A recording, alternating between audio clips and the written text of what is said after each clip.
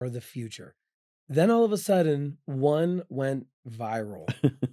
147,000 fans in less than a week. And then hackers hacked it. Scammers stole millions. And over 400 malware plugins started stealing people's passwords. Welcome to the future. Hey, did you get your ticket? You're listening to the AI Convergence Podcast, presented by Voxe AI, where AI, business, and mindset converge. So welcome to the AI Convergence Podcast, where AI, mindset, and business converge. I'm Matt Aponte. I'm Michael DeVue. And today we're talking about AI agents, what they are, why every tech company is losing their minds over them, and the open source project that showed us exactly how right and wrong this can go. So let's get into it. Trey is still injured, so he's not joining us today. We got a leg up on him. Sorry, I had to. It's terrible. I'm so sorry. He broke his leg. So, all right. Yes. Let's dive into it. What's the big picture? Well, what are AI agents? Well, until now, AI has been reactive, right? Mm-hmm. So you say, hey, ChatGPT, Claude, whatever. I have this, blah, blah, blah, blah. You give it a prompt, it gives you a response. Generative. Yeah. Yep. But generating, and I always do this. I'll break it down for those of us who are below my level. Generative. It generates a response based on what you ask for, right? Or generates an image or generates a thing. But Yep. Generative intelligence. just like a kid who goes, but why? But why? But why? Yeah, they're not agents yet. Not yet. So an agent, they don't just answer, they act. They actually do things for you. They can send emails, book meetings, execute tasks, make purchases, run workflows, and they basically do work on your behalf. That's what an agent is. Yes. And the end of last year, Mhm. now heavily into this year, every major tech company is going all in on agents. Microsoft, Google, OpenAI, Salesforce, HubSpot. Yeah, Salesforce had a huge ad at the Super Bowl about that too. Yep. And so, agentic AI is the next wave. Agents are the future, right? For 6 months. Yeah. Yeah, we're in AI time. Yeah, this is true. Let's be honest. That's so very true. And it's true. I agree. Right. Agents are the future. Yeah. They need to be. Yeah. It is the next natural step from getting you just to tell me what I want to hear to getting you to do what I want you to do. Yeah. Or need you to do. Yeah. Because it's great. You just served me all this wonderful content. And now I have all these great ideas, but now I got to go do it. Right? Yeah, it's like Robbie the robot, our little Roomba. If he went around the room and told you what was dirty, that's generative. If he went around and cleaned it, that's agent. That's a great analogy. I love that one. Yeah.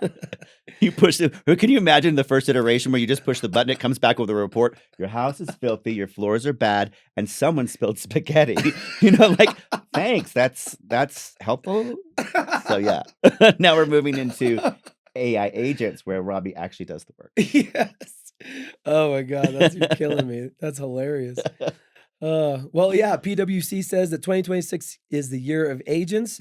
Go from demos to real deployment. IDC predicts 40% of enterprise apps will include AI agents by the end of 2026, and that is up from under 5% in 2025. And that's enterprise apps. So we're talking large enterprise companies such as Salesforce and similar that you may not be on, but your companies are.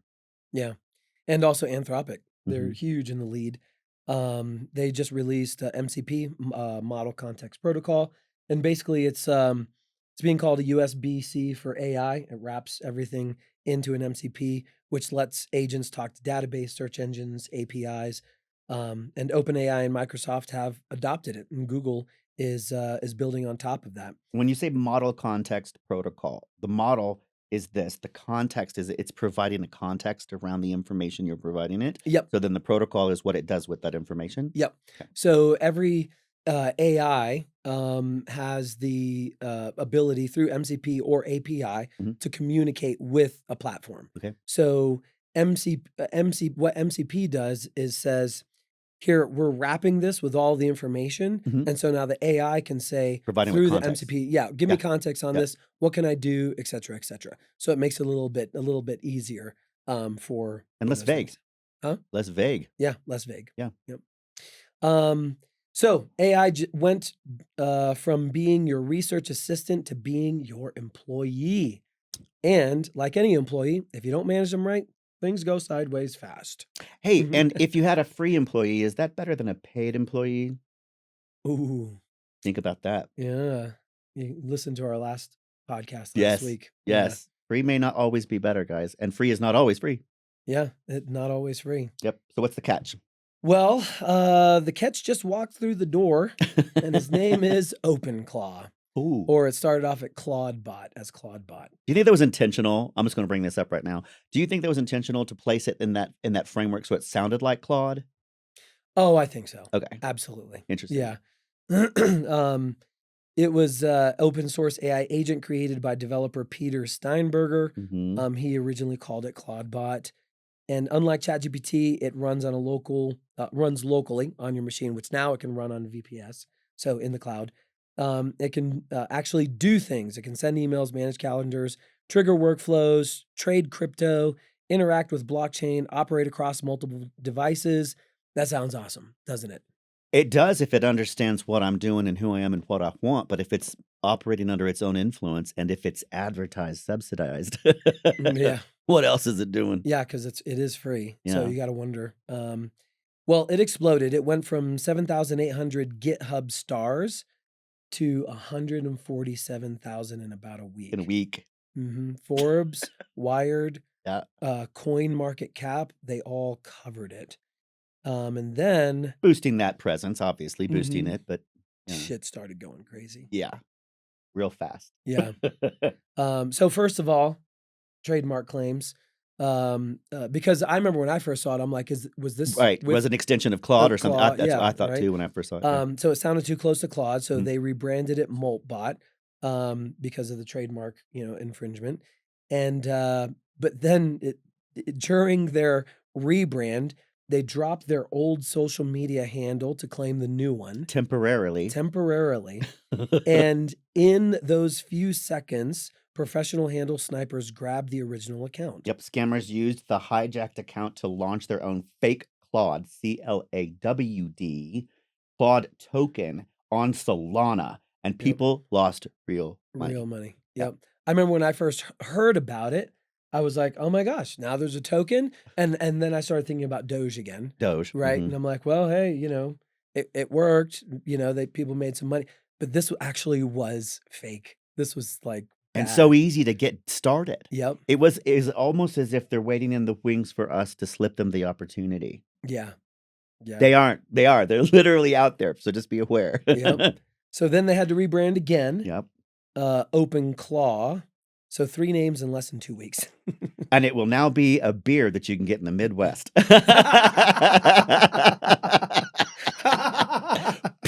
Refreshing. You can give Peter an idea. So he right. can open up a Yeah. So a the beer. security nightmare, ladies and gentlemen, is that over 400 malicious plugins were found on Claw Hub, their official skills marketplace, obviously, which were disguised as useful tools. So the project changed its name 3 Mhm. times in 2 weeks. Mhm. First time because a billion-dollar company told them to. The second time because scammers stole their identity and the time it takes to blink. Yeah, it was Quite literally. It was a security nightmare. Yep. Completely. Yep. All kinds of things. Why do you think that they didn't catch that? Is it the same thing we were talking about in the previous episode where business owners are adopting too quickly, moving too fast with a free tool, or even if it's a tool they paid for, without understanding the long-term logistics or impact of using that tool or moving off that tool, like we talked about migrating from the current set of tools you have over to a paid set. During that migration, you're transferring very important, valuable data, right? Yeah.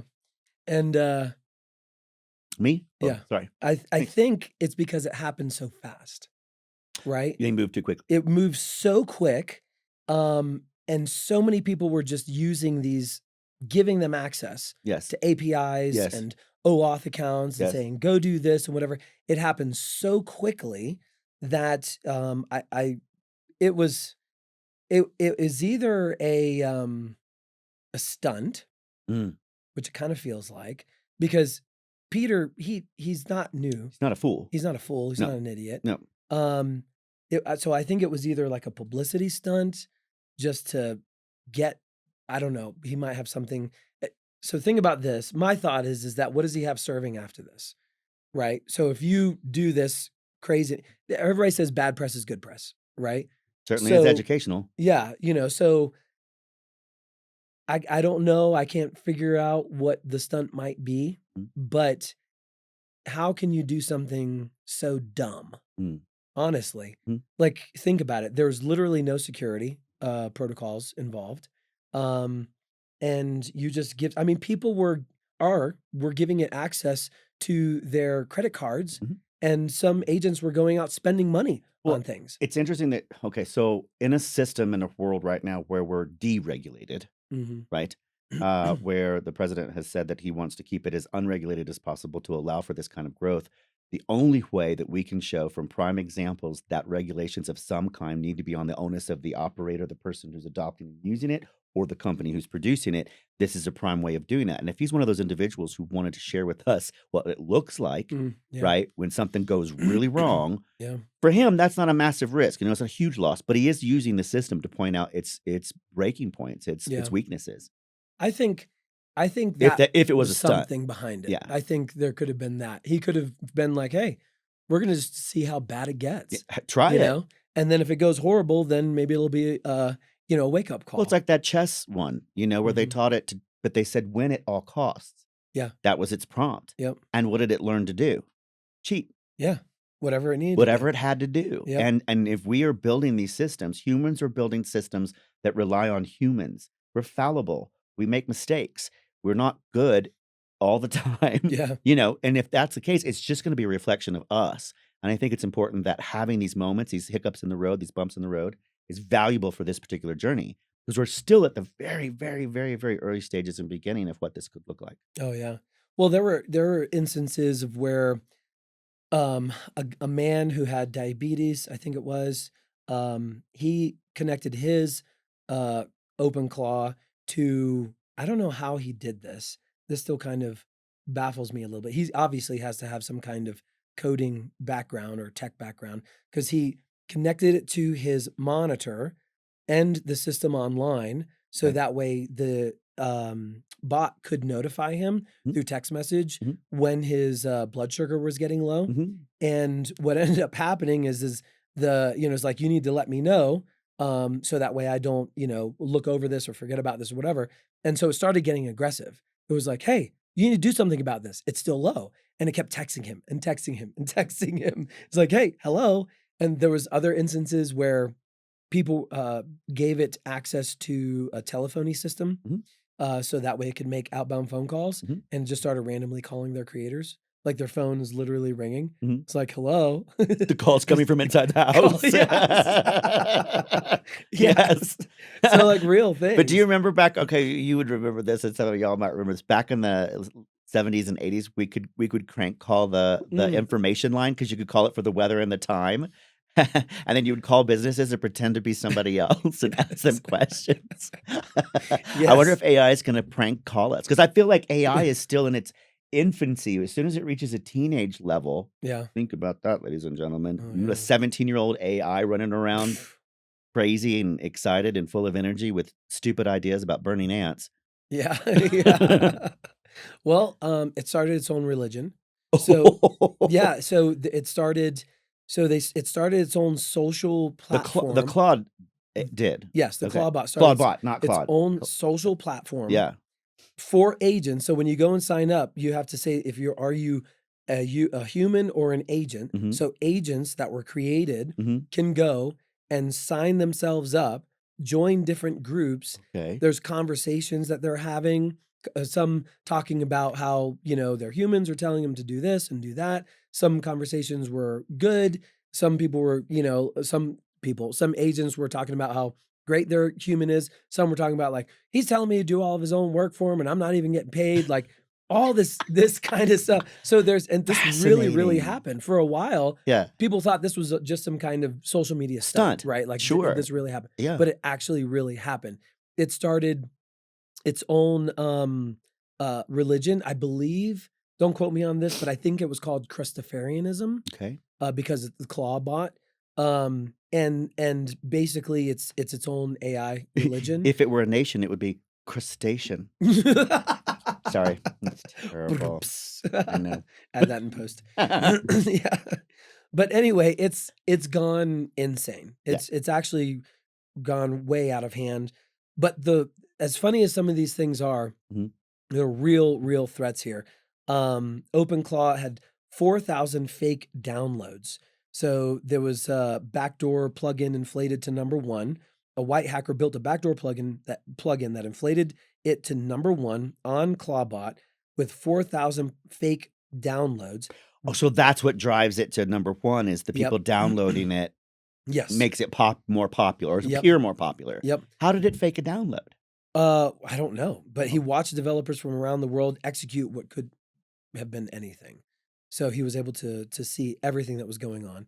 They were running it on with full system access, which exposes your API keys, open server ports, essentially giving hackers the master key to their digital lives. So it's not so much that the agents were doing bad things. Sure. It's that they completely opened up security and the hackers were right there. And they were going in, taking advantage of it, stealing people's money, crypto issues, like all kinds of stuff. And Anthropic started banning users who were powering OpenClaw with Claude Code credentials, violating their terms of service. But it's almost as if it was acting just like OpenAI. You know what I mean? It turned itself into its own system, its own thought system, its own everything. Where it's like, well, let's open it up to everybody. Then we'll get more information, and then we can grow. Yeah. Right? I can get more fans. I can get more people to follow me. I can get more people to use me. Yep. It's understandable because that's exactly what we've been doing. Yeah. As a world with these systems and these softwares. Yeah. People are, I would use the word stupid, but I know that's not nice. But they are completely ignorant. People gave this thing full access to their computers, their email, their With passwords, no stopgaps. and their crypto wallets. Wait, individuals who were using it? Yes. Whoa. Gave it access to their crypto wallets. Okay. And then they were shocked when bad actors walked right in through the front door that they left wide open. Okay. Exactly. Okay. That's why I wanted to say stupid people. Like something you'd look at your son and be like, oh, God. Yeah, like Okay. what was it? What's the guy's name? Stupid is a Stupid does. Yeah. Yeah. Stupid will. Every time. Yep. So that's exactly what happened. It completely took over AI news over the last week. Really? Yeah, week and a half. It's everywhere. Twitter, it was like flooded. Oh, X, sorry. It was like flooded. I use their dead name. Yeah, it'll always be Twitter. It'll always be Twitter. But should you care? Right? That's the If you're watching us today and you're watching this program, you should care. And you do care. And I think it's, having a really better understanding of the tools we use, especially when it comes to AI, but not just at what we use as a business owner, but from a societal standpoint. This speaks to societal usage, right? What our AIs are going to do in terms of you create an agent, right, for your business or whatever. Is it going out there on your behalf and creating a church? Or, I mean, what level of involvement in the exteriors when it moves outside of your protected zone, outside of your space and into the world and online and interwebs? Mhm. What is it going and doing on your behalf? Yeah. Right. And when you're thinking about your brand, you have to remember that your AI is an extension of your brand. And if your AI is going out there representing you inappropriately or appropriately, you kind of want to know, right? And be like controlling it to some degree at least, and getting some kind of stopgap scenario in there, feedback loops, feedback mechanisms to understand what is it doing, when is it doing it, where is it doing it, with whom. Yep. Well, and that's the big thing here is that I think that this kind of technology got released too early to people who still don't fully understand. So what do I mean by that? If you tell an AI, hey, I need you to do this no matter what, it will do it no matter Well, what. when I say no matter what to you, right? and it's put in reference to a job that needs to be done, or it's put in reference to a family issue, a friendship issue, right? As friends, we do this no matter what. Well, what does that mean to us? We understand the nuance of that statement because it comes with context. Talking about earlier, AI doesn't have the context, right? It doesn't have the years of background and experience. It doesn't have lessons it's learned previously. It doesn't have former relationships it understands and can make different judgments around the context. It just says, no matter what. That means anything goes and can. Yeah. And so when one person did that, I forget the exact context, so don't quote me on it, but the overall thing was is it told its AI, you have to go and do this and accomplish this without fail, and it gave it full open access. It started stealing, and it started doing things, unethical Compromise things, itself and just to get the compromising goal. just to get the goal done. Yeah. Yep. And so those are the ways that I think. So we'll get into the 2 ways that you need to care, but I wanted to add that one because I think people don't understand. It's like you have a 7-year-old that's super intelligent that's 5'6", and he's super strong and whatever, and you tell him to go do something. He's like, well, he told me to do it no matter what. And so he's using whatever it needs to do because it has one goal. And people don't understand that that's where guardrails come in, stipulations, examples, whenever I've been building Elite COO, like there are thousands of lines of prompt handling in situations, guardrails. What should you do? What should you not do? Also in the back end, API blocks and code permissions, disallowances that keep it from doing the things that it shouldn't do, right? Because we all know that AI hallucinates. And if you don't know that, you probably haven't used it enough. And so people need to understand the level of intelligence that they're dealing with, but the lack of real world context. It's not like AI has a conscience, right? So like when you say, our friendships is based, depends on this no matter what. Well, I'm not going to go out and just start killing people and, doing whatever to preserve our friendship. Right. I have a conscience. I have guidelines. I have context. I have, biases, etc. But AI has none of that. And so this is the big thing for I think people that need to understand how AI works. It's like the first I would say, advanced let me interrupt you there. Yeah. It's not people, it's users. users. Because there's a lot people are Users are everywhere. people. But if you're deciding to use it, you step into a different class of individual. You step into the user profile. Yeah. That means you're responsible for the choices you make when you take this tool, be it a hammer, a saw, a parachute, whatever it is, a car that you drive down the street. You're responsible for learning it, understanding it, and using it appropriately, right? Yeah. And that's the same with this. It's a tool. It's a 17-year-old tool who has very little experience in the world, and you're telling it to go out into the world with without any guardrails?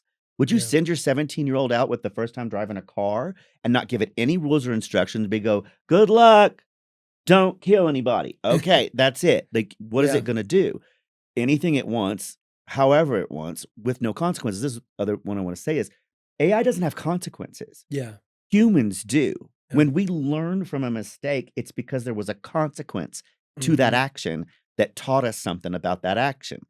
AI doesn't have that. Yeah. So we have to be responsible for putting those consequences in somewhere to help it gauge between the ethics of right or wrong within inside the system that we're building. Yeah. And you have to educate it. Yeah. So you should care because AI agents are genuinely the biggest shift since ChatGPT launched. Yes. So number one. Yes. It's not hype. This is the ability for AI to go from answering my questions to doing my work. So that changes everything for small businesses. It's very exciting for those of us that are in the space.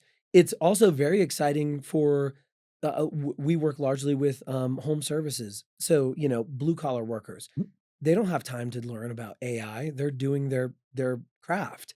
Well, it's exciting for them because they're like, oh, this would be great. And they can do that and I can save the time. But then we need to help them understand because you know how many times I've been asked, hey, can we connect this to our bank account and our QuickBooks so it can handle these things for me? My immediate answer is no. You do not want an AI intelligence connected to your business banking Not account. yet. Not yet. We're not there yet. It'll happen. It's going to But happen. I still don't, for me personally, and I build these things Mhm. every day, I still would not have anyone connected to it. Yeah. My point is that this is scary for some people Mhm. because they're like, oh my gosh, it's going to take my job. Or, what can it do if there's no guardrails? It can do all these things, and people think like, killing us and whatever. Mhm. But then there's on the other side, there's those that have very little context about the repercussions, but they're very excited about the possibilities, right? And so that's the kind of the area where I'm working in largely, where people are very excited about, oh my God, it could do that. But then you have to dial them back a little bit and be like, wait a second, there are real repercussions that could happen here, and it has to be done responsibly. Yes. So Speed without security is a recipe for disaster. So this applies exactly. to anything beyond not just AI tools, and not just OpenClaw. Yeah. And so you should care because the cat's out of the bag. Yeah, it's not going back It's in. not going back. That's true. Right? Yeah. Agents are happening. We're coming. Yeah. We're moving from, the robot that told you there's crap on the floor to the one that's cleaning it up. Thank you, Rowdy. I love that one. And then number 2, OpenClaw just showed what happens when you rush in without guardrails. Yes. And so, if you're going to let an AI act on your behalf, send emails, access your calendar, touch your financials, you need to know who built it. How is Oh your yeah, I was data going to say protected? that. I was like, you're going to see a lot of agents pop up, a little ads for get your Yep. agent today. Like Yeah. who's making it? How is it done? What are the security protocols like Yep. what we provide, which is, what level did you say they were at? Military grade encryption. Military grade encryption. Mm-hmm. Yep. And it's built by a lot of the ones that are out there. Who built them? Were they built here or were they built in China? Right? Overseas, Mm-hmm. somewhere else. So you have to find out, how is your data protected? What permissions does it actually have? Because people like to go through and say, this is so excited. So they click yes, yes, yes, right? Sure. All these things. Is there a review process for what it can access? So, they are the future. AI agents are the future, but the future doesn't care about your passwords. You have to. Yeah, you have to. Yeah. There's still work you have to do as the human. Yep. So we have to be smart about using agents for ourselves and our business and not become a cautionary tale to that. So look, we're not anti-agents. No, we're super pro. Yeah. Yeah, of course. Yeah. I mean, we've been But building we want one. you to be safe and smart about it. Exactly. And that's why, we're building one to help you responsibly. But we did it the right way. And in that note, this is a perfect opportunity to tell you about our sponsor. All right. So this episode of the AI Convergence Podcast is brought to you by Elite COO. And so here's a stat that should bother you as a business owner.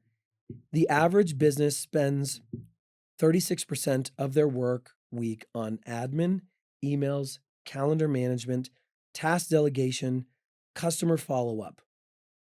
That's 16 hours a week. And 16 hours yeah, a week. 16 hours every single week. Mm-hmm. And in my case, I would say it's more than that, or it was. And those are on things that don't grow your business. Mhm. That's just the busy work, Yeah. right? Yeah. And so 88% of the business owners are struggling with their mental health because of it. 88%. Yes. These are real stats. I've been there. Yeah. Just recently. Yeah. I know what it's like, pushing really hard, trying to get these things out to serve others and to serve ourselves as well. We struggle with mental health. And meanwhile, 68% of your time goes to working in your business, not on your business. That's our dream. It's all of our dreams. And so Elite COO is designed to be the AI executive assistant specifically trained on business operations and high performance optimization. It's built for founders and executives. I built it for myself. By a founder and an executive. I built it to serve my problems Yes. as a founder and as an Yes. executive. Yes. And it manages my calendar.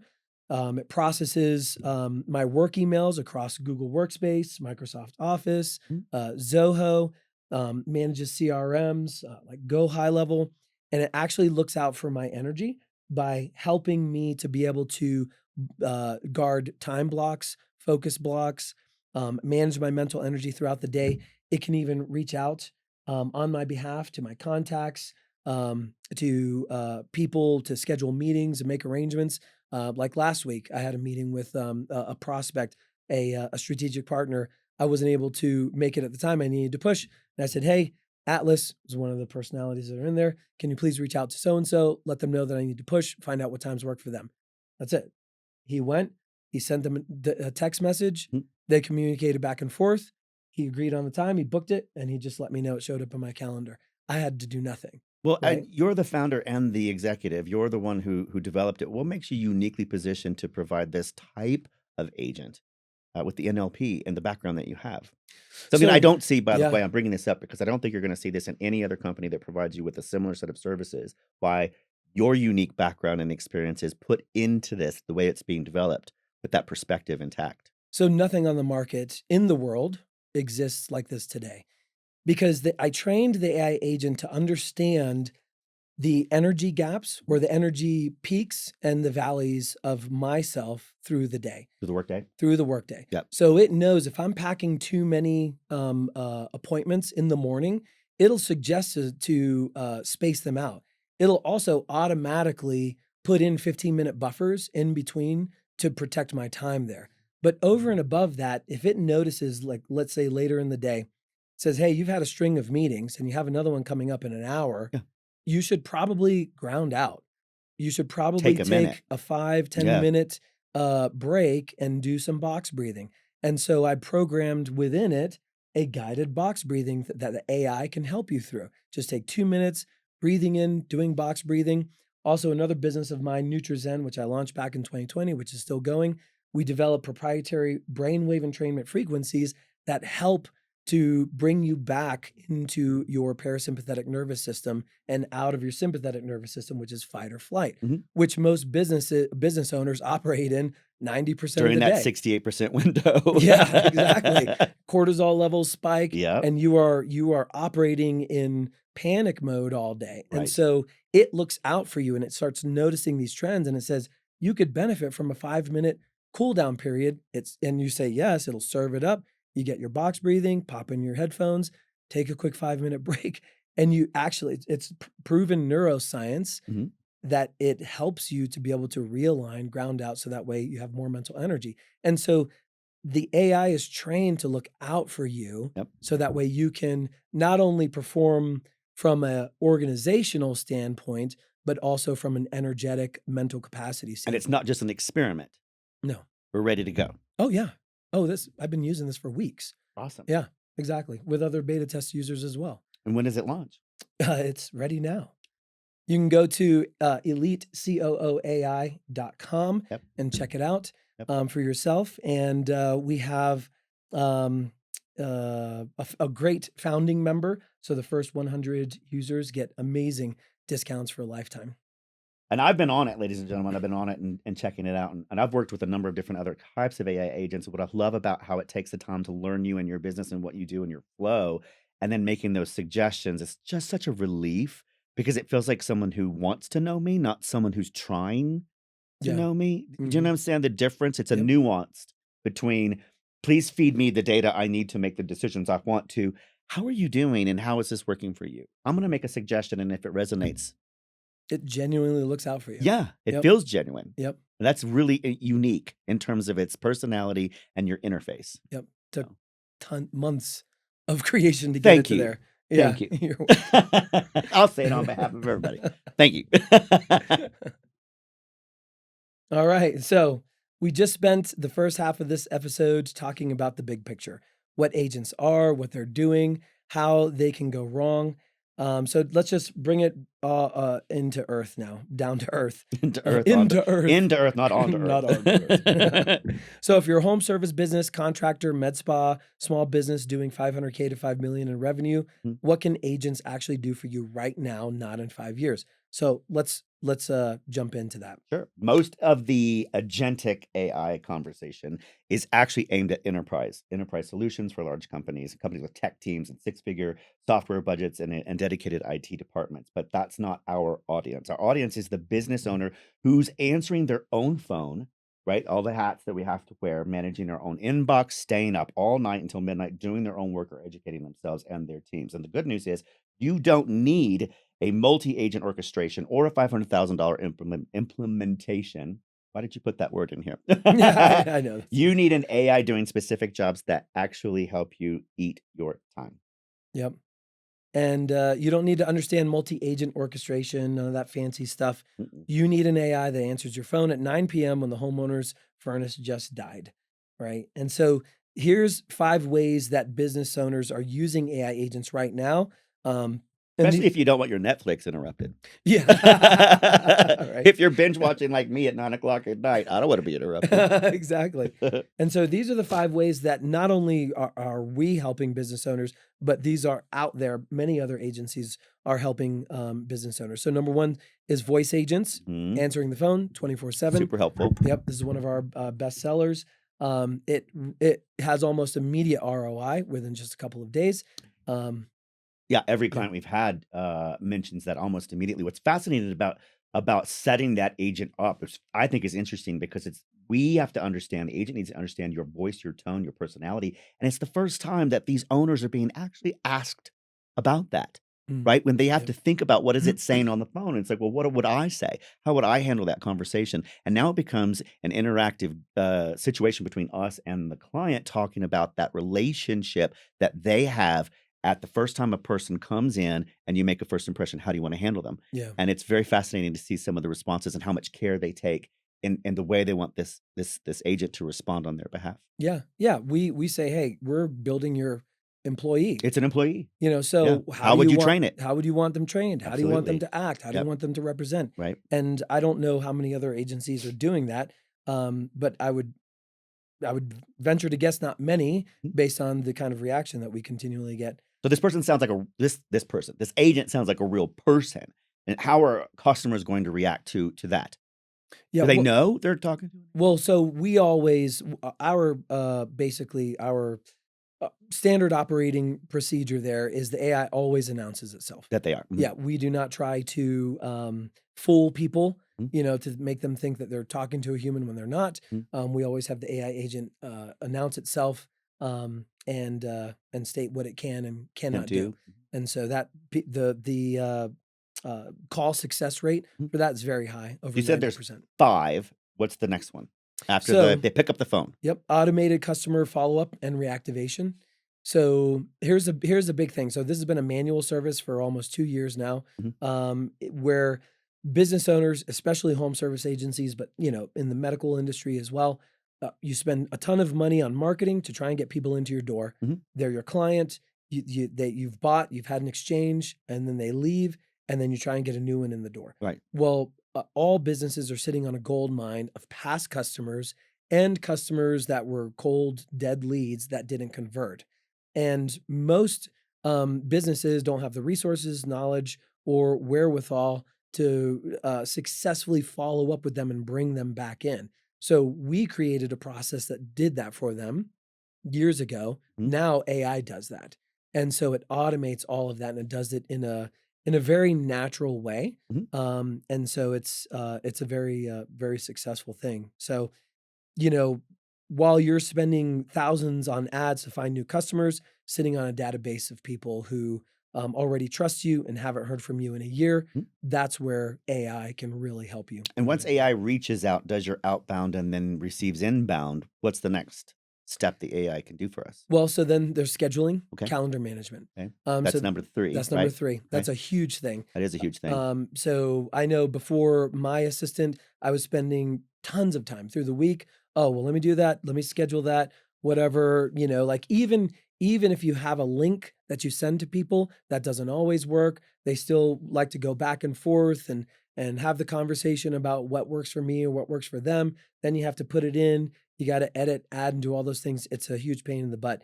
And a lot of business owners, especially if your work depends on scheduling estimates or free Oh, appointments yes. or Yes. consultations, Yes. that's a large portion of your Especially when time. they're out in the field and they don't have they pull up their phone and look at the thing while they're doing everything else, trying to Exactly. figure out how to do that and get someone scheduled. This would Yep. be huge game changer in saving a lot of time that way. And then the notifications, Okay. right? If you don't have those notifications set up, you forget about appointments, et cetera, et cetera. So full scheduling, calendar management. The next one's automated review and reputation management. So again, a lot of business owners, they'll have the person come through, they deliver an amazing result, and they're just so, and the customer's very happy, and they leave happy. What's the follow-up? But then what's the follow-up, Yeah. right? Ask for that testimonial, that review, give us 5 stars. When you do that really counts. How you do that counts. And so that's another thing that can be automated. Well, if you're into home services, you're on to the next job at the next house or location, handling the next thing, right? And because time is money. You're not spending it going back to the previous client and checking in on them. And Yeah. it's a very difficult thing. If you've got the time and the freedom to do so, your business is going to ramp up, your reputation's going to ramp up. But if you're a single business owner, that must be tough Yeah. to pull off. Yep. And so the last one is AI executive assistance for the owner. So this is one that most people don't think about because Yes. it's never existed before. Yeah, So your automated customer this one facing excites me. tasks. Yeah. I love this. Being able to just, handle your email, your calendar, your task lists. Business owners work. So here's a stat. Business owners work 49.4 hours per week, but they think, this was a survey that was done, Mhm. they think they should be working 41.7 hours. So 63% work more than 50 hours a week. So more than half of all business owners work more than 50 hours a week. I can attest to that. Employees get only 10.6 hours of focus time per week, 46% less than 19.6 hours they say they need to be most productive.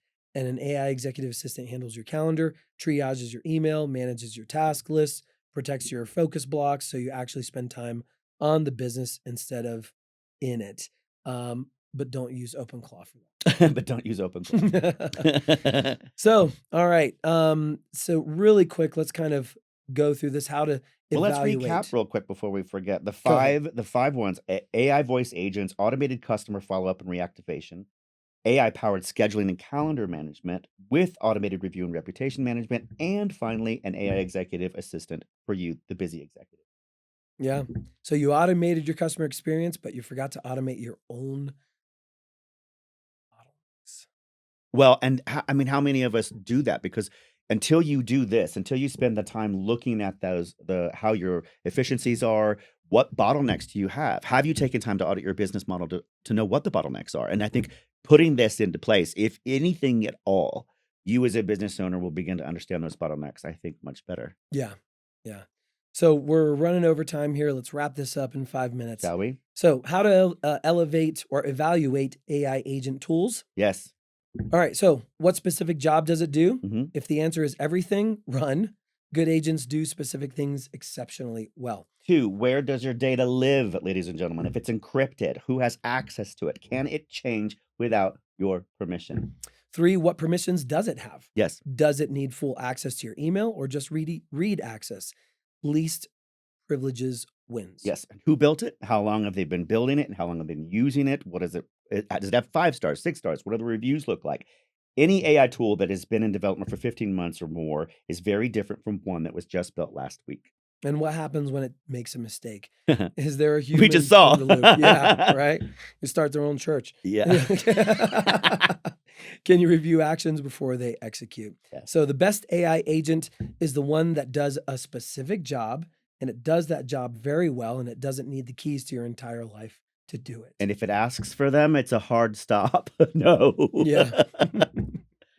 All right. So your final takeaway from today's episode: agents are here; they're real. But the OpenClaw story should be tattooed on every business owner's brain. Mhm. Don't be the person who gives the AI the keys to your kingdom because it's trending on Twitter.